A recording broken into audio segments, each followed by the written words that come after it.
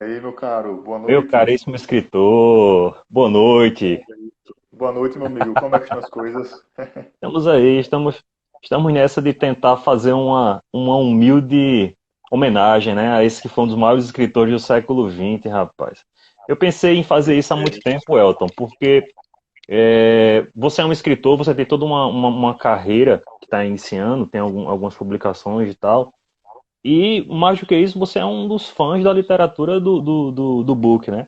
Sem Então, dúvida, assim, sem dúvida. é uma live que eu queria dizer para o pessoal que está entrando, que é uma live que vai ser a primeira de muitos de alguns escritores. Tem uma lista ali para fazer com você por conta da importância sobre a sua escrita, a sua elegância na sua escrita e a figura desses principais que a gente vai selecionar aqui, né? E o primeiro a gente começa logo por Charles Bukowski, cara. Perfeito. Não poderíamos começar melhor, né? E numa Pô, data muito propícia, né? Hoje é 16 de agosto, seriam aí 100 anos de vida, caso o Bukowski estivesse vivo, centenário do Charles Bukowski, então a data veio muito bem a calhar. Eu adorei o convite, cara, sou fãzaço do Bukowski. Quão fã, você me pergunta, a ponto de eu colocar o nome do meu cachorro de Book. de book. Não sei, não, Eu não é, sabia, não, cara. é o apelido do Bukowski, né? Book, B-U-K. Acabei batizando meu cão, meu cachorro, que já vai fazer 6 anos, com esse apelido, em homenagem ao Bukowski. Não sei se o Bukowski iria gostar se estivesse vivo, mas foi uma forma de homenageá-lo. Só não deu para estar a caráter aqui com uma cerveja, um vinho, ou um uísque, ou um café mesmo, mas vamos celebrar, né? Vamos celebrar aí o centenário do Bukowski em grande estilo. Valeu, cara, pelo convite. É sempre Perfeição. muito bom dialogar contigo, conversar contigo sobre literatura, sobre cinema, né? Você que é um cineasta, historiador, e para mim foi um Tento ser, prazer faço enorme, umas cara. coisas. Para mim foi um É, prazer enorme, assim, numa noite de domingo, sentar em plena quarentena ainda, né? Ou quase quarentena, aham. e falar sobre literatura, sobre Bukowski contigo. Valeu aí pelo convite É, e tiveram vamos conversar. tiveram vários alunos, o pessoal que está comigo em algumas faculdades, que mandou mensagem, tá, professor? Vai ser uma discussão sobre o Charles Bukowski, eu gosto muito, eu leio muitos poemas. E uma coisa que, para iniciar, eu separei alguns tópicos com relação à discussão, porque quando se fala no Charles Bukowski, vem uma construção do Bukowski que você sabe, né? É quase um ideal de um mau caráter, de uma estrutura de um cara voltada para as libações etílicas em algumas regiões eh, sofridas e pútridas, digamos assim, dos Estados Unidos. As incursões dele em vários estados, a gente sabe que ele teve uma influência direta da cultura beat e tal. Então, Uhum. toda a literatura dele é voltada para quase que um princípio da sarjeta, como a sarjeta influenciou nos caminhos tortuosos que vieram a desaguar nos poemas, na literatura dele. E ele sempre é associado classicamente à bebedeira, a uma farra, e tem um viés muito profundo sobre essa representação. Né? Eu começo falando dele enquanto uma criança nascida na Alemanha, filho de um soldado americano com alemã. O primeiro livro que eu li do Book foi Misto Quente, está até aqui. Eu peguei até umas Sim, citações para falar daqui a uhum. pouco. Misto Bem Quente dele. autobiográfico, né? Exatamente. É uma biografia dele. E eu lembro que o primeiro contato, é uma coisa que eu vou perguntar a você. A primeira pergunta foi o primeiro contato que você teve com ele, porque o primeiro contato que eu tive com ele foi na graduação, em História. Alguns amigos liam o Charles, e eu tava naquela vibe ainda de fazer uma leitura em poemas, então Hermann Hesse, Sartre sempre foi muito importante, Sim. entendeu? Uma coisa até meio existencialista a partir de Nietzsche. E gostava muito de Shakespeare, aquela coisa historiográfica, né? Eu sou formado em história, então Shakespeare sempre foi muito importante. Só que Sim. quando eu vi o Charles, quando meus amigos falavam, ó, leia o Misto Quente. Só leia.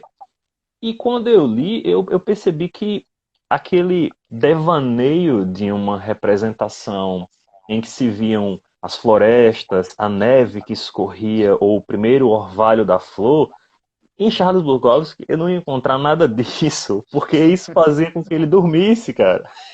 Isso. É o outro lado do sonho americano, né? Exato, é exatamente isso que você falou, o outro lado do sonho americano. Ele sempre dizia, cara, ele jamais iria publicar algo que fosse tão maçante. Bukowski, ele sempre foi como um soco, é um pontapé, jogando você na experiência humana de fato, entendeu? Uma experiência que perpassa drogados, alcoólatras, prostitutas, ensarjetas. Olha, isso é a representação da América dos anos 60, dos anos 70. Não é aquele conto de fadas do estilo americano, tá entendendo? E eu queria perguntar a você, a primeira pergunta, né? Qual foi o primeiro contato que você teve com essa leitura do Charles? Perfeito, Ailton. Eu lembro, eu recordo, estava até conversando com minha namorada agora há pouco, ela fez a mesma pergunta que você, e, ironicamente, meu primeiro contato com o Bukowski não foi diretamente pela literatura dele, mas por meio do documentário Born into This, né, que você até postou hoje no Facebook, documentário Maravilhoso. fantástico, de 2003, que cobre ali boa parte da vida e obra do Bukowski. E tinha uma colega minha foi no ensino médio que eu ouvi falar dele pela primeira vez, no IFAL. Uma colega minha gostava de literatura, eu também sempre gostei de literatura, e aí uma vez ela me perguntou, Elton, você já leu Bukowski? E eu falei, não, eu nunca ouvi falar, né? Mas o nome me soou muito legal, muito sonoro, né? Bukowski. Eu falei, poxa, que nome interessante, curioso, sonoro, né? Mas enfim, deixei passar, não corri muito atrás quando ela me perguntou isso. Ela também não me deu muitos detalhes, só falou, não, é muito bom, eu adoro esse escritor, eu acho muito interessante. Eu, tá bom, né, não fui muito atrás. E aí, algum tempo depois, acho que fuçando ali pela internet, eu estava lendo alguns escritores da literatura beat, né, o Jack Kerouac, Allen Ginsberg, o William Burroughs, com os quais o Bukowski se associou, ao menos assim, em termos de movimentos literários, né, porque ele meio que era um outsider, era um cara meio na dele que queria, não gostava de fazer parte de grupos ou de movimentos ideológicos ou Verdade. artísticos. Tem até um texto dele que ele fala: para onde quer que as massas estejam indo, vai em direção contrária, né? Então, assim, ele é um pouco situado ali no meio dos beatniks, mas ele não necessariamente se associa aos beats. Mas aí nas minhas pesquisas e leituras sobre os beats, acabei vendo o nome do Bukowski ali associado, lembrei que a minha colega tinha citado esse tal de Bukowski, né? E aí descobri o documentário. Então, meu primeiro contato com o book foi por meio desse documentário, Born to This. E quando eu conheci, cara, a história dele ali na minha adolescência, ainda no ensino médio, eu fiquei encantado, assim. Eu fui assistir à noite, eu lembro como hoje, fui dormir, assim, fascinado com a história dele, com a vida dele, que é uma vida cheia de altos e baixos, uma obra extremamente controversa, mas ao mesmo tempo fascinante e encantadora. Porque, Ailton, eu sempre me interessei muito por essa literatura que você falou, essa literatura que é soco no estômago, essa literatura que é pungente, que tira você do lugar comum.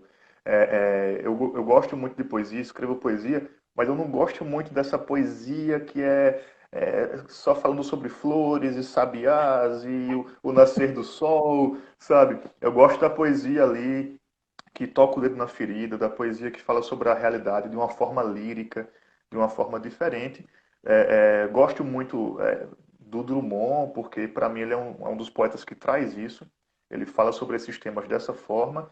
E o Bukowski, de certo modo, claro que com outro estilo, uma outra pegada, me lembrou um pouco o Drummond e esses poetas que são mais pé no chão, ou que falam de coisas mais elevadas, mas com uma sobriedade, ironicamente falando, uma sobriedade, né? Sem, fugindo desse lugar comum, ultra romântico, ultra sentimentalista.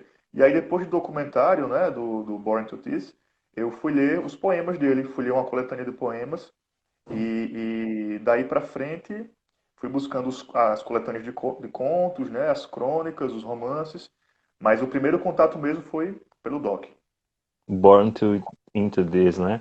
É interessante. Isso. Tem um pessoal que está entrando aqui, ó. O Vitor Pimenta acenou. Boa noite, meu caro. Rosana Teixeira também. E Bernon e Cláudio estava aqui online agora há pouco, ó. Acho que eles ainda estão. Então, pessoal Boa entrando noite, aí. Eu queria galera. dar boa noite a essas pessoas que ainda não conhecem a literatura de Charles Bukowski, né? E vai ser apresentada nessa noite, né? Com uma pequena homenagem nesse 16 de agosto, que marcaria o centenário do Charles, né? Então a gente está meio que recriando alguns espaços voltados para a imaginação que pertencem à literatura desse, eu vou dizer, não vou dizer poeta maldito, talvez, né? Mas uma poesia marginal. Eu acho que deveria se encaixa dessa forma como uma poesia marginal. Só fazendo uma menção a tudo que você falou, essa representação da literatura como uma coisa que a gente vem sendo agradado com um produto X e acaba consumindo coisas Y, Z e tal, fugindo de uma mesmice, esse é o encantamento da arte, né? E a arte, ela permite uma incursão em esferas que são antagônicas, esferas que se somam, que criam detalhes, perspicácias. E a nossa própria construção enquanto escritores, né, é uma construção que perpassa esses gostos múltiplos. No caso do Charles, você tem uma pessoa que entendia perfeitamente que queria escrever e chegou a dizer: eu vou fazer isso uma coisa para minha vida. As incursões que ele faz pelos Estados Unidos, e eu lembro muito desse perfil dele, de sair querendo conhecer realmente o país, em algumas coisas que eu li no Alan Moore, porque o Alan Moore, ele fez incursões pela Londres, aquela Londres cinza, de prostitutas, de drogados, para poder construir alguns personagens, alguns perfis nas histórias. Você sabe muito bem disso. Você é fã dele também, do Mago. E tudo isso começa a se somar no Charles Bukowski, né? Em Factotum, em Misto Quente, você tem isso, nos poemas que são voltados para as mulheres, é, de um cara que se achava feio, que se achava totalmente fora do seu lugar, que cresceu, segundo ele, abre aspas, à base de surras do pai, porque o pai era extremamente violento. Tem algum ponto nessa trajetória que você vê no primeiro documentário, que é o Born to This, dele, que remete a essa fabricação de um cara possuído por uma tragédia familiar? Você percebeu isso? Cara, total, sem dúvida, né? Eu acho que não dá para dissociar a obra do Bukowski da pessoa Bukowski, né? Tanto é que muitos romances e poemas dele são muito autobiográficos. Cogita-se até que o protagonista Henry Chinaski, né, que Uhum. figura diversos contos, protagoniza alguns romances do Bukowski, é um alter ego do próprio Bukowski. Então, existe aí essa discussão de que até que ponto o Henry Chinaski é o Charles Bukowski. Então, assim, a obra do Bukowski é muito autobiográfica. Não dá para você ler a obra sem entender o homem Bukowski. Até para evitar certos mal entendidos ou cancelamentos da moda. É O verdade. Bukowski, ele cresceu num contexto, como você explicou, Ailton, de muita repressão familiar, de muito conservadorismo, apanhando muito, literalmente, do pai e posteriormente da vida. Existe aí um fator também estético da aparência dele que a gente tem que levar em conta, porque ele fala que isso impactou diretamente no modo como ele se relacionava e concebeu as pessoas posteriormente, que era o fato de que ele tinha uma acne, né, muito severa no rosto. Um problema de acne O, seríssimo. isso.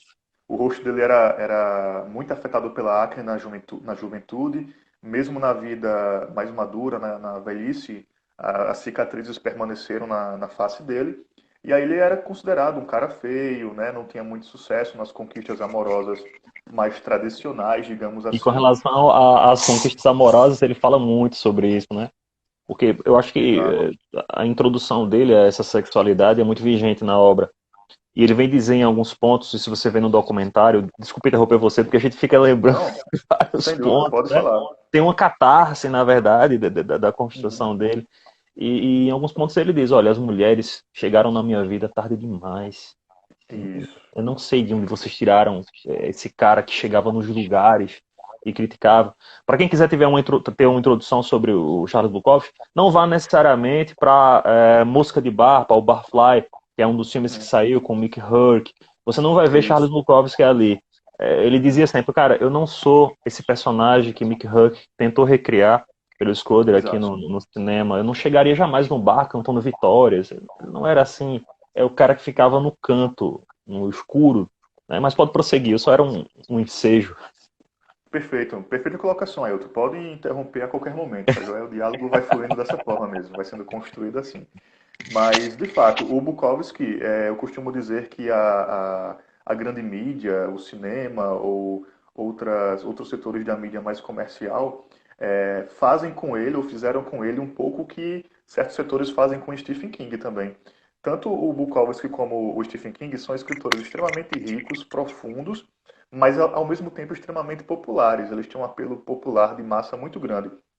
E aí, quando você vai ler o King ou o Bukowski nos livros, você vê que por trás dessas histórias de terror do Stephen King ou de bebedeiras e prostituição, por exemplo, do Bukowski, existe uma camada muito mais funda, muito mais profunda ali. Só que, como o Barfly fez, por exemplo, e alguns filmes fazem com as obras do King, eles adaptam só a parte mais sensacionalista, a Exato. parte do sexo, a parte da bebedeira, ou a parte dos monstros devorando as pessoas lá no Stephen King, porque é isso que dá um apelo comercial de massa ali no cinema, na série, ou em outras mídias.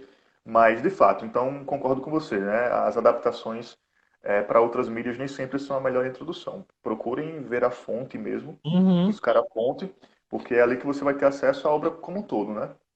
E E é como eu vinha bom, dizendo, pode prosseguir, pode prosseguir. como eu vinha dizendo, é importante também conhecer a biografia dele para a gente entender o conjunto da obra. Então, essas experiências, Ailton, marcaram muito a vida do Bukowski, o modo como ele concebia a vida, as pessoas, as relações. E aí, por exemplo, se fala muito que ele é machista nos textos dele. E aí, Uhum. claro, é uma discussão muito ampla. Né? Não dá para dizer que ele não é machista realmente em alguns pontos, mas ao mesmo tempo a gente tem que entender como é que isso foi construído, não para justificar, né? Mas para entender que, olha, um cara que era feio, rejeitado pelas mulheres, não teve um direcionamento familiar, paterno, de como lidar com as mulheres, de como construir um relacionamento mais saudável. Então, um cara que era rejeitado pela sua aparência, um cara que não tinha um direcionamento familiar, provavelmente ali iniciou sua vida sexual em prostíbulos, né, com mulheres que tinham um perfil, digamos assim, diferente do Uhum. que ele poderia ter conhecido, e tudo isso foi moldando as experiências dele e as percepções dele em relação ao sexo, em relação ao feminino. E aí a gente tem que entender que, claro, salvas as devidas proporções, existiram essas construções que moldaram a vida e a obra dele. É a síntese da discussão sobre ele, porque ele se transformou numa bandeira, talvez de uma crise adolescente no final do século XX e no século XXI, né? Ele é um personagem que aparece inserido nessa discussão trágica da fabricação dele, de um ambiente de violência doméstica, violência por parte do pai. E ele escrevia, ele desaguava na escrita dele exatamente essa construção pesadíssima e foi associado como se fosse uma bandeira de uma discussão infanto-juvenil, quase aquela forma simples de tentar descrever as dores do adolescente. Não criticando, claro, as pessoas estão tentando ler a figura dele, mas talvez exista um contorno mais amplo do que ele vem a representar na literatura americana. Eu lembro que em alguns escritos ele mencionava muito Hemingway, então Hemingway vai ser uma coisa muito forte, a presença do Hemingway em algumas passagens do Isso. Bukowski. Ele sempre disse em entrevistas que Hemingway, um literato americano conhecidíssimo e tal, mundo afora, jornalista. Só que no caso do Bukowski, ele não quis ir necessariamente para um local de um destaque ou do holofote, né? Ele ganhava um valor irrisório para poder trabalhar no início das vendas de alguns poemas e alguns escritos que ele fazia. No documentário Born into This, ele até menciona, eu ganhava o que é equivalente a comprar uma barra de chocolate chamada Payday, o dia do pagamento Isso. dele. Aquilo era meu pagamento. E eu ganhava aquilo no dia, era o que eu comia no dia. Eu não queria largar a ideia da escrita. Eu me sentia muito bem tendo à minha frente um papel e um lápis para poder unir palavras, né? É uma coisa interessante, eu ia chamar a atenção para o Misto Quente, porque essa obra, para quem não conhece aqui, ó, Misto Quente, do Charles, ela começa com, eu vou dizer que é uma dedicatória, mas ele diz, para todos os pais. Logo na introdução ele diz, para todos os pais. Né? A Sim. partir dessa apresentação, quem não conhece Charles Bukowski vai pensar, cara, ele fez uma dedicatória, ele vai fazer uma discussão sobre a família, talvez. Ele vai falar sobre da criação pai-filho, ou mãe-filho, talvez seja isso. E, no entanto, o que ele faz é uma representação do crescimento dele. Como ele brota enquanto escritor desse ambiente nocivo que é esse ambiente familiar dele.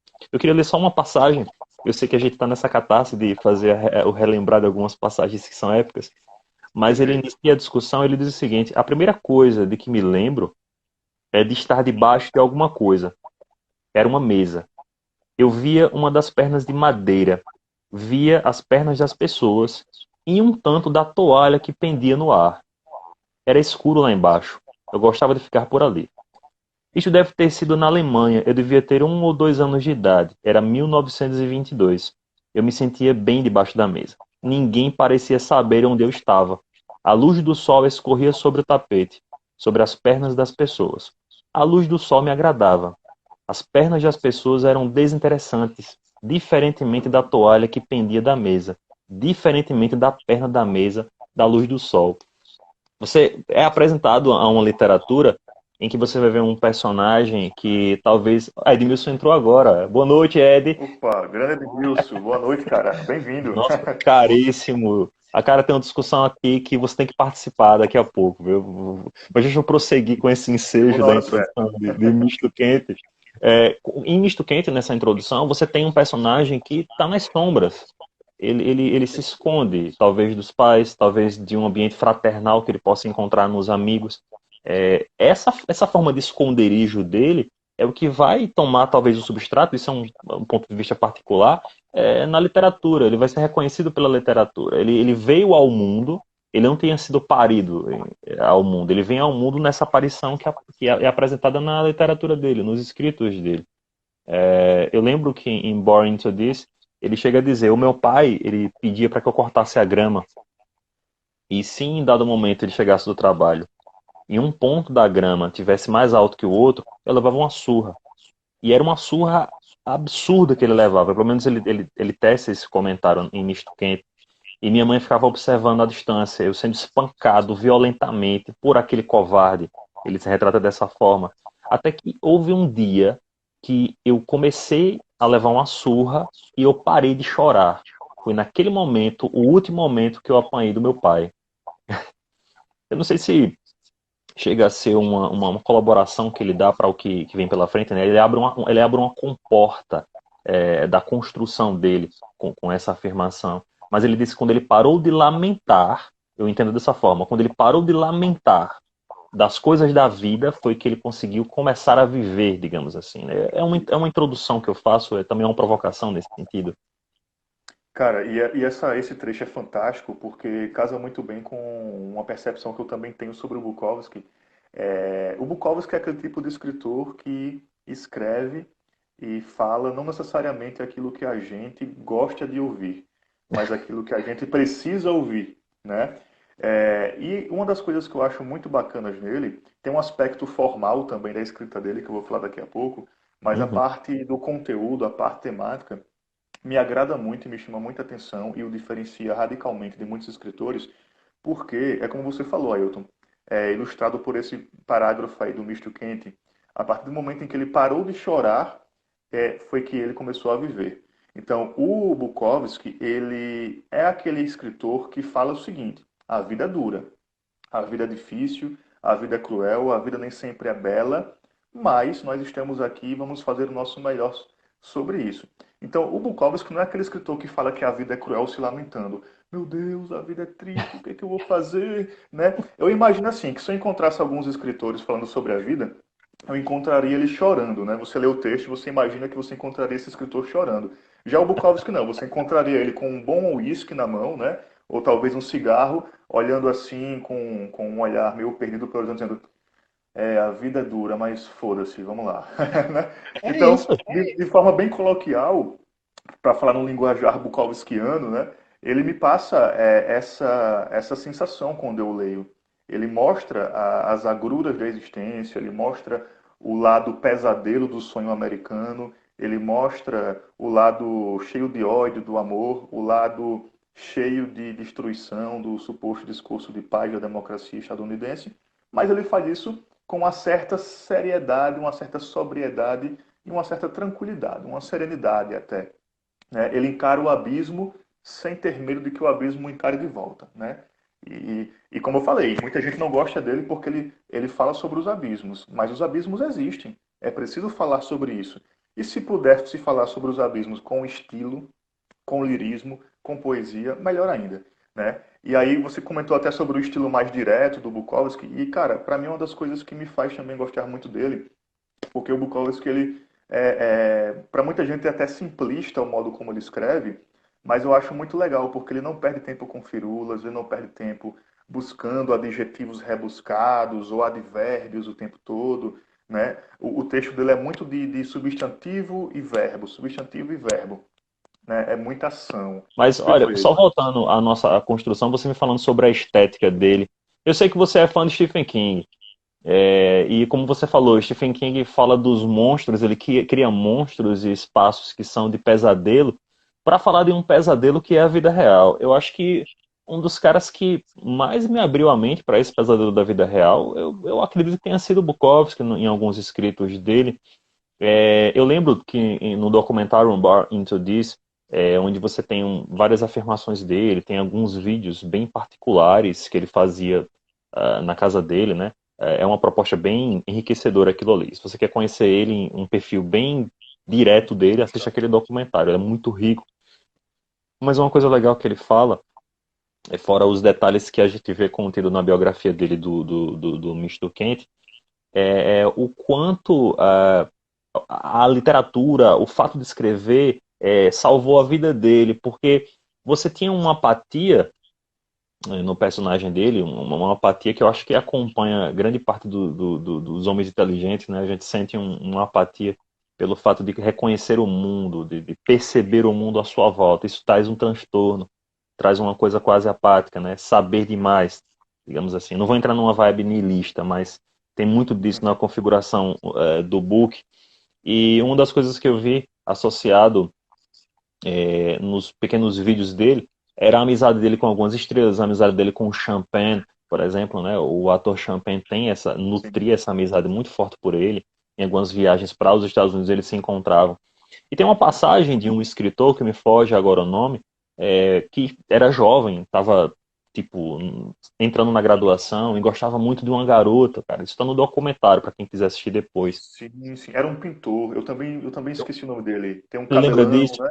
Isso, Isso. cara. Ele chega até uma livraria e diz, Isso. cara, eu tô a fim de uma garota e tal, e eu tô procurando ler uma coisa que me liberte. Aí o cara, pô, tudo bem, ó, vem aqui comigo. Vamos ali atrás. Aí ele conduz o rapaz até os fundos da livraria e diz, ó, tem um cara aqui, bicho, que ele escreve e assim, é diferente desses caras aí da frente. É como se fosse, cara, um setor de vídeos adultos, o Sim, sim. book, cara. Ele Fica fica no no fim fundo, do né? corredor, bicho. Aham. Ele diz, cara, esse livro aqui, desse cara, é um tal de Charles Bukowski, bicho. E quando eu comecei a ler esse cara aqui, eu tive um estoco. E o pintor, ou o escritor que aparece no documentário, ele diz, a partir daquilo ali, eu tive uma nova configuração. Eu não queria mais me apresentar como uma coisa que as pessoas vissem a minha obra e bocejassem. Pelo contrário, elas ganharam um impacto. Porque eu comecei a externalizar leituras que eram associadas a esse impacto, como as do Charles Bukowski. Mas pode prosseguir com a sua discussão, Elton, do estilo de escrita dele. Não, essa parte do documentário, Elton, que você citou é memorável, né? Eu lembro perfeitamente. Eu não lembro o poema completo que ele descobriu, Uhum. porque eu sou muito ruim para decorar poemas, inclusive os meus eu nunca decoro, nem faço questão de decorar. Sempre que eu vou para algum sarau, algum evento, eu levo o livro, né? Uhum. Meus poemas no livro, Normal. ou digito, enfim.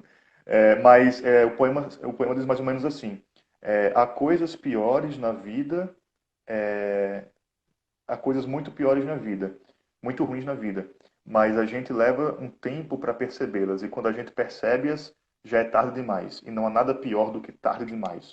Tá É mais ou demais. menos isso que o poema diz, né? Não há nada pior do que tarde demais. E aí o cara lá fecha o livro e diz: caramba, é isso. Há coisas muito piores na vida do que ficar sofrendo por uma garota, sofrendo por uma mulher, sofrendo por alguém que meteu o pé na sua bunda, né? E aquilo é libertador para ele.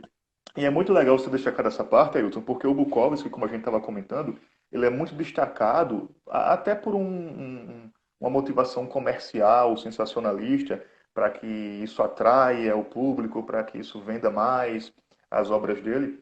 Ele é muito tido como uma pessoa pervertida, beberrona, suja, né? Você vê a própria alcunha que ele ganhou durante a vida, o velho safado, né? O velho Então ele é safado. muito isso, ele é muito vendido como um escritor sujo, maldito, marginal, enfim, alcoólatra, o que de fato ele era, ele nunca escondeu isso com Uhum. ninguém.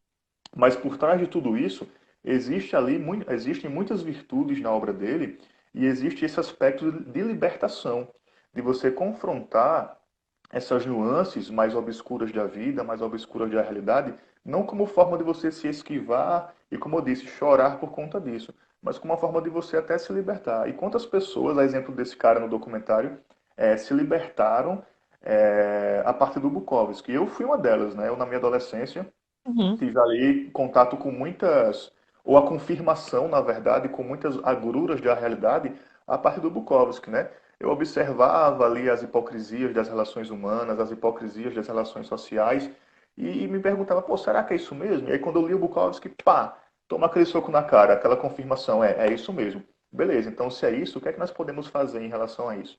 Como é que nós podemos ressignificar essa realidade que nem sempre é tão apetitosa como a gente sonha, é apenas um misto quente, né? Então, assim, o Bukowski, né, tem esse sentido também, e mesmo com esse viés mais cru, mais pessimista, muitas vezes, ele sempre deixa ali uma brecha para a esperança, uma brecha para a luta nos poemas dele.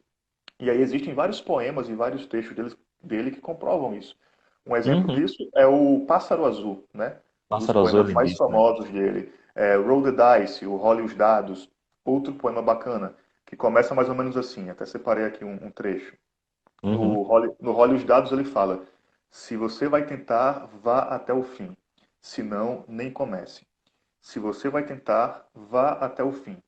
Pode ser o fim de namoros, casamentos, relações familiares, empregos, pode ser o fim da sua própria sanidade.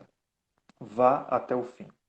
Pode ser que você passe fome por 3, 4 dias seguidos, pode ser que você passe frio deitado no banco de um parque, pode ser que você seja preso, seja desprezado, zombado, isolado. O isolamento é um presente. Todo o resto é um teste de resistência para ver o quanto você está disposto a tentar. E você vai fazer, apesar da rejeição e das menores chances. E vai ser melhor que qualquer outra coisa que você possa imaginar. Se você vai tentar, vá até o fim. Até o fim. Não há sensação como essa. Você vai estar sozinho com os deuses e suas noites irão arder em chamas. Faça, faça, faça. Até o fim. Até o fim. Você vai cavalgar a vida direto para o riso perfeito. Essa é a única cruzada e batalha que existe. Charles Bukowski. Rapaz, Cara, né? Como não se sentir não tem motivado, como, como não não se tem como. sentir com a vontade de potência no seu auge ao ler um poema Isso, desse? é exatamente isso. Ele é um soco. Eu lembro de ler Nietzsche na graduação, ler algumas coisas de Assim Falou Zaratustra, e ver quando o Nietzsche em Vontade de Potência, ele diz, olha, se sacuda. Essa vontade de potência está sendo construída pelos escritos do Charles Bukowski. Eu lembro quando a gente vê esse daí, esse poema somado a Então Queres Ser um Escritor, tem, Sim. tem uma representação muito forte para quem quer realmente ousar escrever como ele, porque ele ousou escrever de fato. Tem até uma passagem que eu separei aqui para poder fazer um gancho com o que você falou, que ele diz: Então queres ser um escritor. Se não sai de ti a explodir, apesar de tudo, não faças. A menos que saia sem perguntar do teu coração, da tua cabeça, da tua boca, das tuas entranhas, não o faças. Se tens que estar horas sentado a olhar para um ecrã de computador ou curvado sobre a tua máquina de escrever, procurando as palavras, não o faças. Se o fazes por dinheiro ou fama, não faças. Se o fazes para teres mulheres na tua cama, não faças. Se tens que te sentar e reescrever uma e outra vez, não faças. Se dá trabalho só pensar em fazê-lo, não faças. Se tentas escrever como outros escreveram, não faças. Se tens que esperar para que saia de ti a gritar, então espera pacientemente. Se nunca sair de ti a gritar, faz outra coisa.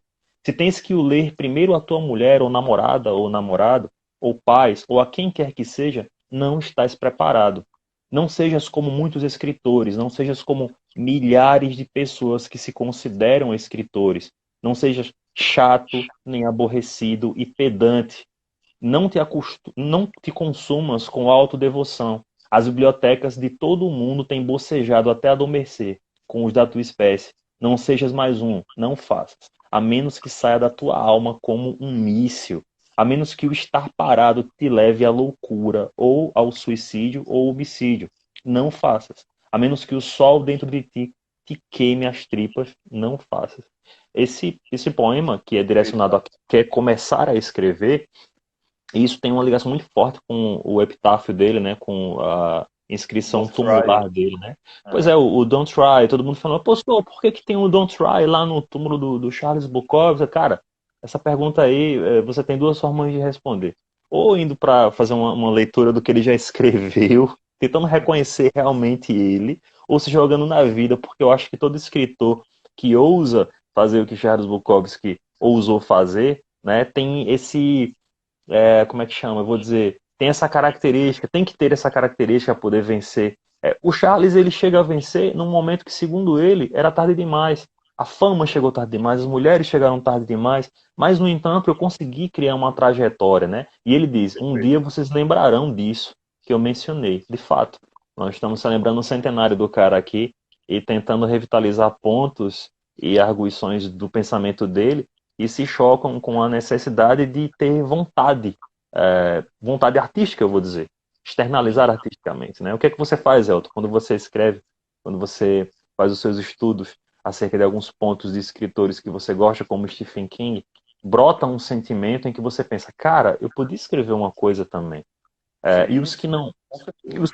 os que não ousam escrever acabam morrendo, os que não ousam externalizar pela música ou pelo teatro, ou eu escrevo uns roteirozinhos ali para curta-metragem, para cinema, alguma coisa desse tipo, mas os que não ousam permanecem debaixo da mesa, dessa mesa escura, onde vê-se a distante a luz do sol, de um misto quente, entende? O Ed falou agora há pouco aqui, amigos, vocês veem alguma correlação de Bukowski com a geração Beat? Alguns consideram, outros não. É interessante porque alguns pesquisadores negam essa ligação dele com a construção Beat.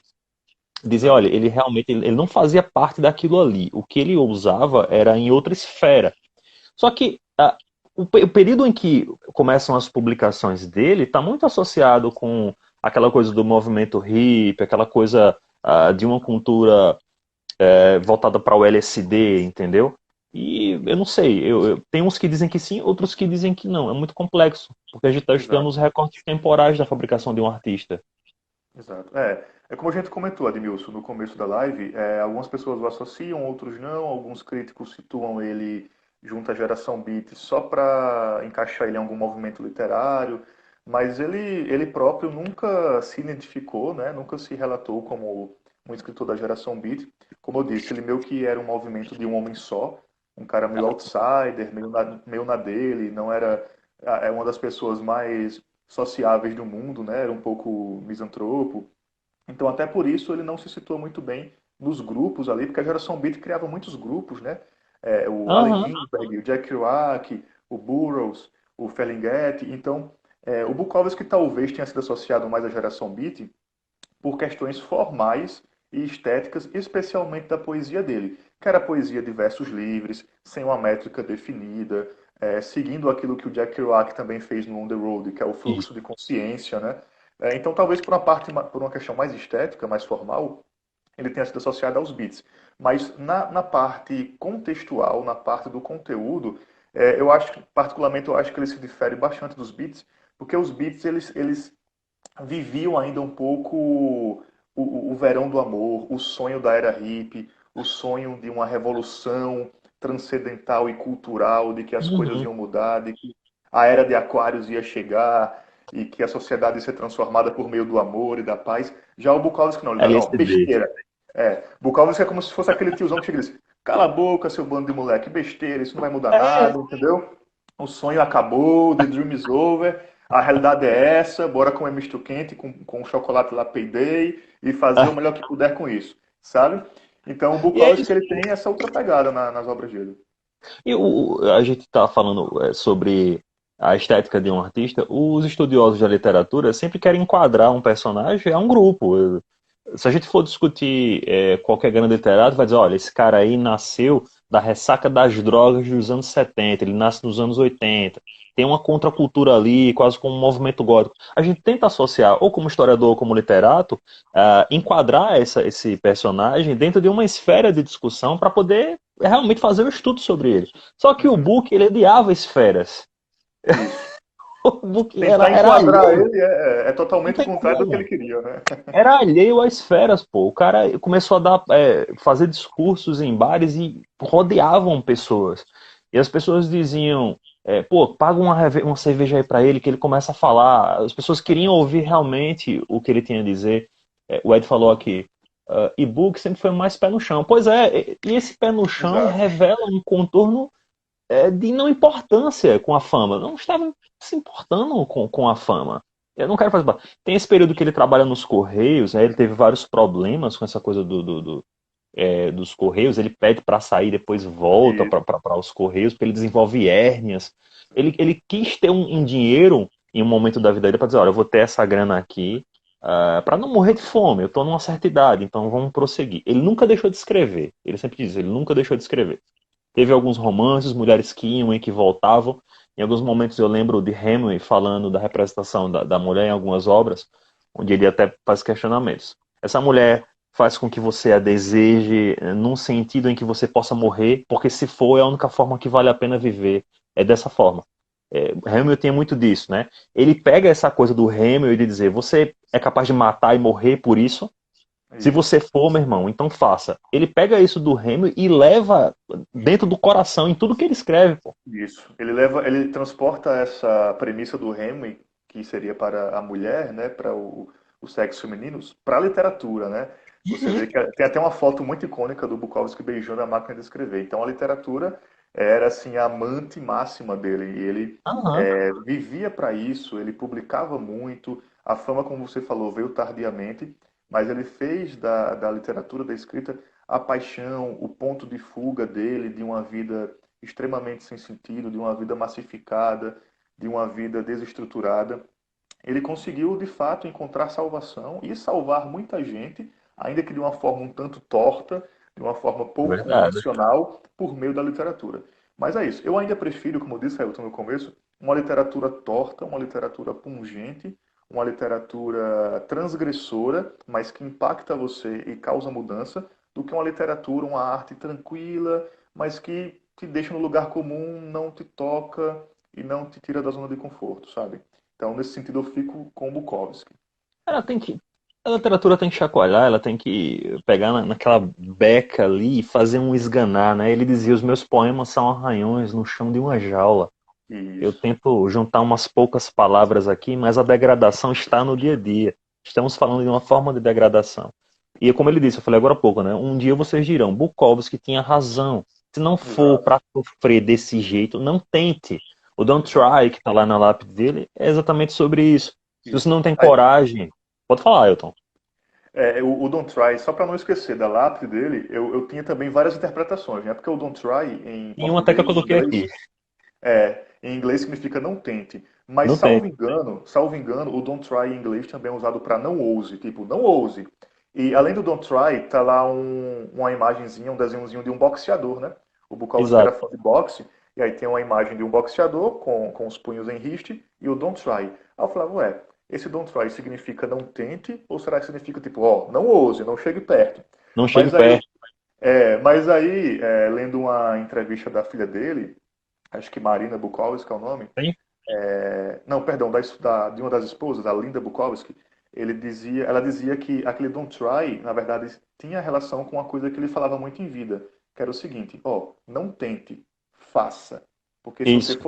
se você for tentar, você provavelmente vai desistir ou não vai nem começar. Até no poema que eu li, ele fala sobre isso. Então, esse don't try, segundo a Linda Bukowski, tem a ver com isso. Mas é Não isso. tente, faça. Né? Mas é isso. Inclusive, é uma passagem budista, porque isso em outros documentários tem uma revisão sobre isso. A frase completa seria: se você passa a vida inteira tentando, então tudo que você vai fazer é tentar.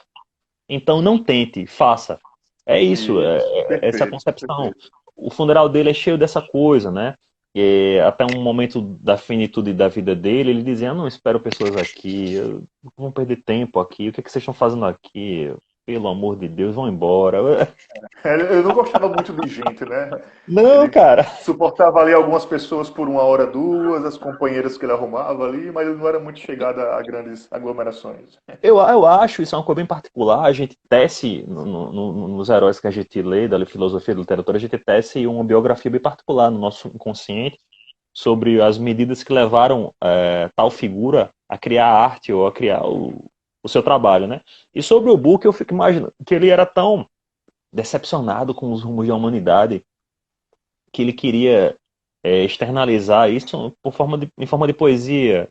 Era uma coisa dentro dele que ele dizia, ó, cara, eu sou feio, assim, por fora, sou extremamente feio, mas eu digo coisas boas, eu faço uma síntese, eu recapitulo coisas que são conceituais. Eu acho que ele tinha isso dentro dele mesmo.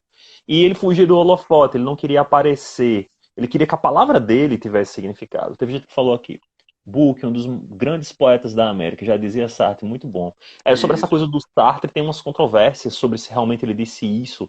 Na França, tem É. algumas pessoas que apontam coisas meio diferenciadas que o Sartre tenha falado ou não sobre ele, né? Alguns dizem que foi uma piada, mas não tem como a gente saber.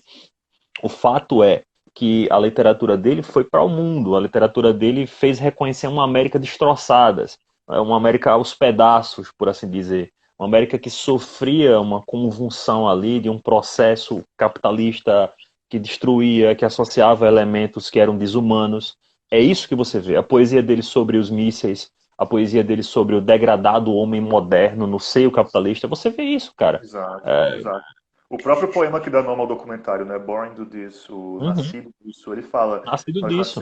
nós nascemos nisso, em meio aos escombros, à podridão dos esgotos, a ameaças de guerras nucleares, e é legal como ele finaliza o poema, eu acho genial, porque ele fala que no final de tudo, quando o apocalipse chegar, quando toda a raça humana desaparecer, sobrará apenas um sol, né, brilhando acima deles, mas não é o sol do final feliz. Geralmente os poetas aludem à figura do sol, a uma coisa luminosa, radiante, que vai trazer ali a luz em meio à escuridão. Mas o sol do Bukowski é o sol que vai, na verdade, iluminar os escombros e os ossos do que um dia foi a raça humana, né? E cara, como não escrever sobre isso, né? Se você vive num contexto que é dessa forma, num país, numa sociedade, numa realidade que exala degradação. O Bukowski, como a gente estava conversando, ele é como qualquer ser humano. Ele, ora, exala luz, ora, exala escuridão. Ele é esse jogo constante de luz e sombra, de, poxa, há uma luz Uhum. no fim do túnel, ou às vezes não, só há escuridão. Às vezes esse sol é radiante e me faz me sentir vivo, às vezes esse sol só está revelando os escombros da nossa sociedade, como todo ser humano. Mas ele teve coragem de falar sobre isso, ele teve a ousadia de não mostrar apenas um lado fictício, supostamente encantado da sociedade, da cultura e da humanidade. Ele teve coragem para mostrar esses dois lados e essas contradições, né, que é inerente a todos nós. E os personagens, muitos colegas perguntam, cara, sobre o cinema, você gosta muito de cinema e tal, e ele aparece no cinema. Eu mencionei agora há pouco o Barfly, com o Mickey Rourke, eu tenho o Factotum também. Você tem uma figura do Henry Chinaski que aparece em alguns filmes. Eu não vou, já mencionei o Barfly agora há pouco, em que a gente vê um Mickey Rourke que é depressivo, é o alter ego dele ali e tal, mas mesmo assim dá uma de campeão, tenta lutar contra o barman ali, sempre apanha ou sai vitorioso. Ele jamais faria isso, ele sempre diz, ó, não sou aquilo ali que você tentou representar. Mas talvez você queira vender essa ideia porque ninguém assistiria um filme onde você vê um cara apático no final do canto do bar sofrendo a degradação da escuridão. Né? Outra coisa relevante nessa construção que a gente vem tecendo do Charles do velho, eu vou chamar de velho safado, embora seja tão grotesco de velho safado, mas o quanto essa coisa da luz e das trevas na representação dele é forte. Você falou agora há pouco aqui, eu mencionei a passagem do Misto Quente. Nas obras dele como um todo, até Pope, você vê isso na discussão em Pope, ou sobre a alegoria das mulheres. Ele fala dessa coisa de ser tocado por uma luz, uma coisa que na imagem, na representação dos grandes escritores, como você falou, é a doçura da iluminação que vem com o sol, com um novo dia. Ele não fala dessa doçura, dessa iluminação. Ele Uhum. fala de uma tentativa de jogar a luz a uma coisa que está obscura e você tem medo de mostrar essa coisa obscura. Isso. Talvez seja o engrandecimento dessa forma humana de tentar sair da casca e ousar fazer, vencer, digamos assim. Ele venceu, cara. Ele venceu sobre vários aspectos. A literatura dele é uma literatura vencedora. O Ed falou agora há pouco aqui. Sartre falou para os acadêmicos, Bukowski para os marginalizados e pelas academias. É exatamente isso. Essa é uma ponta interessante que o Ed falou agora, porque o Sartre é uma literatura acadêmica. Quando a gente pega a náusea ou pega Esboço para uma Teoria das Emoções, de Jean-Paul Sartre, você vê uma literatura altamente rebuscada para um grupo específico. Sim, exato. Bukowski pega toda a forma rebuscada, moe, coloca numa garrafa e vai entregar como uma mamadeira nas regiões de subúrbio, nas regiões de sarjeta, onde os bêbados vomitavam nas calçadas. E dizia, cara, é isso que você vive a partir disso. Estamos sendo nutridos por uma cultura do number one aqui na América que não nos representa. Nós não somos esse number one. Existe muita coisa aí que está sendo misturada e não está sendo apresentada a você como verdade. Mas pode prosseguir, Elton. Às vezes a gente fala pra Perfeito. caramba. Não, que é isso, cara. Tá muito legal a discussão. Não sei quanto tempo nós temos. Eu sou meio perdido assim em Você relação ao tem tempo cinco das minutos, lives. mas aparece aqui na tela. Fique de boa. Tem Ah, 5 minutos. perfeito, perfeito. Você me dá um aviso aí. Isso que o Ed falou é Aham. perfeito, porque o Bukowski, ele realmente foi um escritor norte-americano que descentralizou a literatura dessa posição, né, de elite, desse lugar de privilégio, e falou para os marginalizados a partir de uma posição de marginalizado, né? Ele não era um filósofo erudito, um escritor erudito, que estava falando para os marginalizados. Ele era um marginalizado falando para marginalizados. Cara, e isso é fantástico, porque se você pegar os textos do Sartre, tanto os literários quanto os filosóficos, você vê uma literatura, uma linguagem muito rebuscada, como é próprio dos maiores, da maioria dos pensadores franceses, né? Aham. Os franceses utilizam uma linguagem muito rebuscada, né? Foucault, Sartre, o Derrida, enfim. E aí fica às vezes uma coisa muito redundante e inacessível. O Bukowski não. É a palavra curta e grossa, é a palavra que não é feita para reluzir como ouro falso, é a palavra para dizer o que precisa ser dito. Então, é uma linguagem simples, acessível, mas extremamente rica. Não é simplista, mas é uma linguagem simples e direta. O próprio Bukowski provocava muito essa literatura elitista e tem uma frase que ele fala assim: olha, eu acho que o poema é melhor do que o romance, porque com o romance você passa centenas de páginas tentando dizer uma única coisa e no poema você fala rapidinho um monte de coisa com uma frase só. Então, assim, ele prezava muito, né, por isso, assim, sem firula, sem arrodeios, vamos falar direto ao ponto aqui. Se é João, se é José, não precisa inventar a roda. Então Verdade. tinha essa identificação realmente das massas, dos públicos mais marginalizados pela sociedade, e ele expunha, né, como a gente falou, essa América que não era só a América dos anos dourados, a América, a terra do leite e mel, onde tudo é possível, Aham. né? Então ele mostrou essa outra faceta que muitas vezes era oculta pela maior parte dos artistas até da elite. Ó, chegando ao final da nossa discussão, eu queria agradecer todo mundo que está presente aqui. A Karine Cristina falou agora, minha cara, boa noite. Obrigado por participar. O Ed está ali acompanhando também. E o pessoal fica mandando mensagem. Cara, me diz um livro aí para eu ler dele. Eu nunca li nada dele. E tal. Olha, eu vou citar o livro que eu cito para todo mundo, que para mim é uma forma o embrião ali de muita coisa, entendeu? Então eu vou citar Misto Quente, que é esse aqui que tá comigo, ó. Misto Quente. Tem a cara dele aqui estampada, ó. Eu vou citar esse livro aqui. Você tem algum poema, Elton, algum livro, alguma obra dele específica que você queria no final da nossa live dizer, olha, cara, lê isso aqui. Isso é ele, bicho.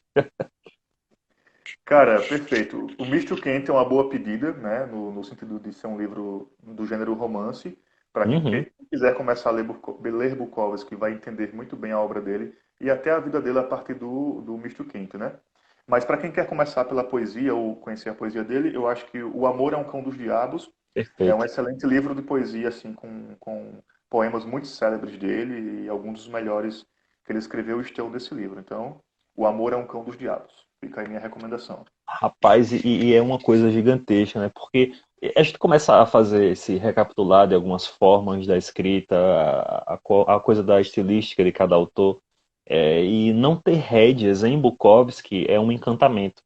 é quase como uma ode a não ter rédea. Você começa a ter ele se coloca ali, você vê a primeira e a terceira pessoa sendo colocados nos poemas, você vê uma coisa quase fantasmagórica em algumas representações, porque ele fala desse pássaro azul que explode do peito como uma necessidade da vitória, que ele tentou criar dentro dele mesmo. Né? Os poucos amigos no colégio, as crianças que implicavam com ele por ele começar a ter o problema de acne que ele tinha, a figura do avô dele, essa coisa da Alemanha nazista também aparece presente em alguns poucos trechos, da família que serviu ao exército. Quando ele vem para os Estados Unidos tem isso em algumas representações, em Misto Quente também. Então, assim, são traumas e características que a gente encontra associado a grandes personagens da literatura, só que alguns grandes personagens da literatura falaram para um público exclusivo, enquanto que Bukowski não falou para um público exclusivo, ele falou para os desvalidos.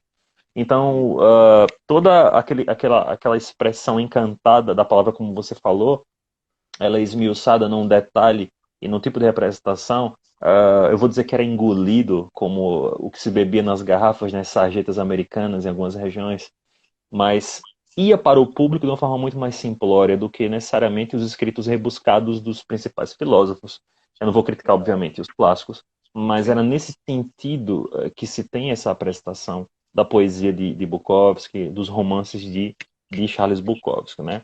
Eu acho muito Isso, cara. rica essa construção, Elton. Sem E dúvida. tem alguma coisa que você queria colocar no finalzinho da nossa live? Está chegando ao fim, falta só alguns minutos aqui para o finalzinho da Cara, nossa live. bom, tem muito, né? Centenário do Bukowski, que são 100 anos aí de existência, ainda porque as obras ainda estão entre nós. Teria muita coisa para se falar, mas é isso. Eu quero só agradecer pelo convite. Foi muito legal falar sobre esse autor que eu gosto muito, que me influenciou muito na escrita e na vida, né? Eu extraí a melhor parte do Bukowski, digamos assim, para várias transformações pessoais. E é isso. Eu recomendo que vocês conheçam, né? Quem tiver interesse, busquem as obras. As poesias dele são poesias muito coloquiais, são quase que um diálogo, são poesias muito cronescas, é quase como uma crônica. Uhum, Não é aquela poesia chata, parnasiana, que muitos consideram, né, chata exato. ou inacessível. São poesias muito coloquiais, parece que é um amigo sentado num bar com você, tomando uma cerveja e conversando sobre a vida, né, em Quem formas quiser diversas. encontrar as outras lives aqui vão estar disponíveis no Instagram do professor Elton, aqui do psicólogo Elton, e no Elton da Costa, e na Costa Livre Filmes. Eu vou dar um tchau agora, porque já está encerrando, tem 5 segundos, só para se Valeu, despedir. galera. Muito obrigado, Obrigado aí. pessoal, e até a próxima live.